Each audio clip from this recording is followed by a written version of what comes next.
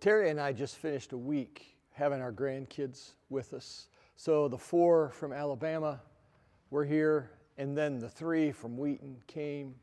And every time they're with us, we learn something, not just about them, but about ourselves. So what we learned this time was we can buy gifts for them. We can think we have to do big things for them, or we can find these amazingly creative things to do with them.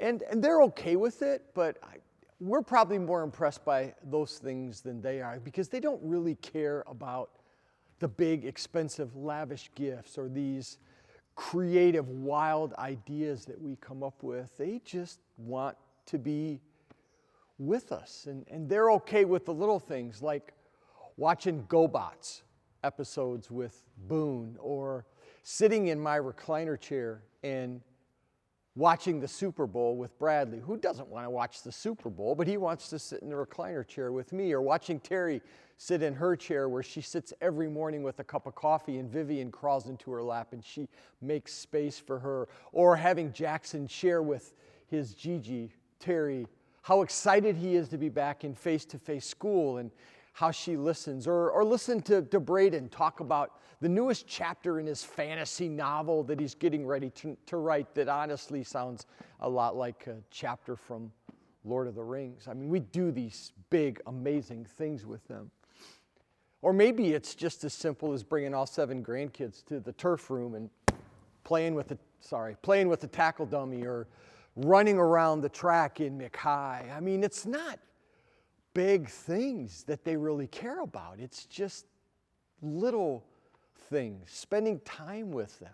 It's not that they don't like the big things. It's not that they don't like it when we spend money on them, because trust me, they're grandkids. They do. But it's the little things really that matter. I think sometimes we get caught up in bigger and better. It's easy in our culture, isn't it? We're very consumeristic, and we're not just consumeristic outside the church. We also are inside the church as well. And so it's easy for us to get caught up in bigger and better, and we lose sight of what's most important.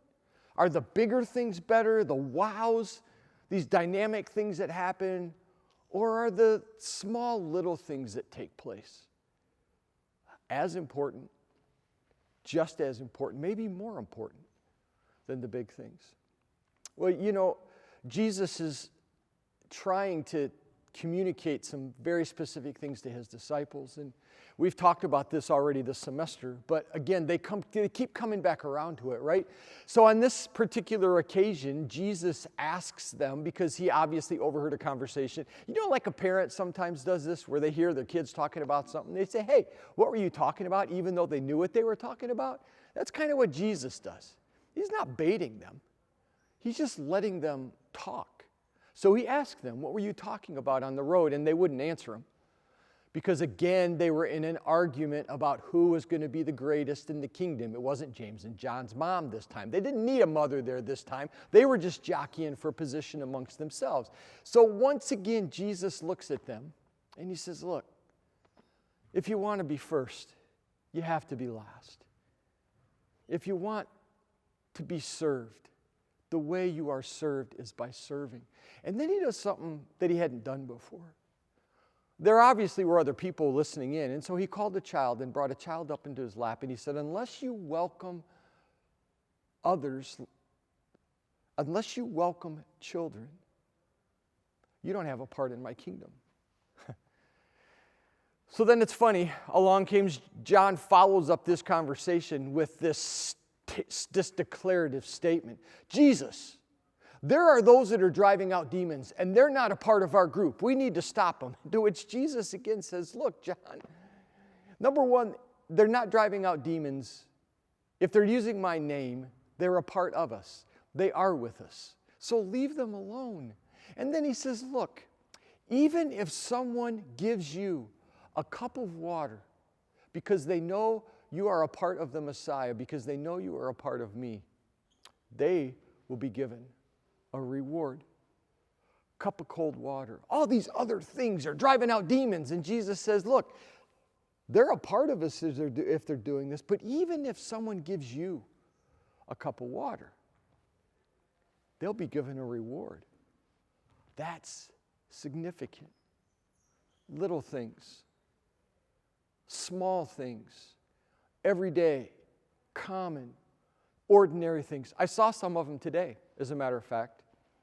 I watched one of you carry a plate and a drink at breakfast for a friend who couldn't carry it because he's on crutches. I heard one of you, who obviously are aware of the things that are taking place, congratulate one of our swim team members for winning their event at conference.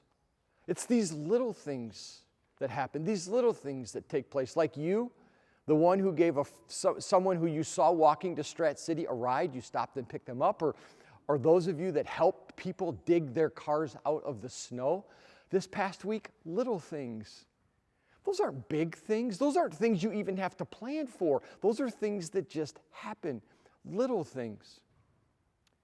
But here's the caveat that I hadn't seen in this story before. We've all heard people say that, look, sometimes we're just called to give. When we serve others, we are serving others when we give them a cup of water. But Jesus doesn't say when we give them a cup of water. Did you hear what he said? When someone gives you a cup of water because you are a part of the Messiah, they will receive a reward. Well, that's odd, isn't it? That's different than some of the things that we usually think about in the kingdom. We all believe we're called to service, but here's the odd thing about serving. You're still kind of in charge, aren't you? When you're serving, you're still kind of calling the shots. You're the one that's bringing the help. You're the one that's rescuing. We all want to serve in those ways, but Jesus says, receiving things from those that are outsiders, those that serve us because we're a part of the Messiah, because we're a follower of Jesus, they will be rewarded for the way they tend to us. So I've been challenged with a question today. How well do I receive anything from those that I don't think are worthy to give? Because of who they are, because of where they're from, because of what they look like, because of what they believe. Jesus doesn't give any caveat in Mark chapter 9 about anything about them. He says they're helping me because I believe in the Messiah. It doesn't say anything about what they believe, doesn't say anything about who they are. Jesus does the same thing in the story of the Good Samaritan when he calls the Samaritan good. Nobody does that. So the caveat in this story is not that we're just called to do good things, but the reason why we're called to unity and to become one is because our very lives depend on it. Because we won't always be the ones giving.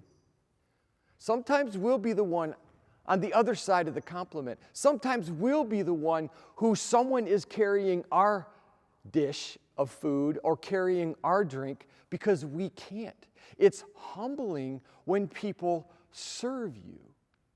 Are you willing to be served by those that maybe you have thought, well, you're above them? You're so much above them that you're going to find someone else to serve you who is worthy to serve you. This upside-down kingdom messes with us all the time to the point where Jesus is trying to get us to see that it's not about who we are. And it's why he says, the last become first.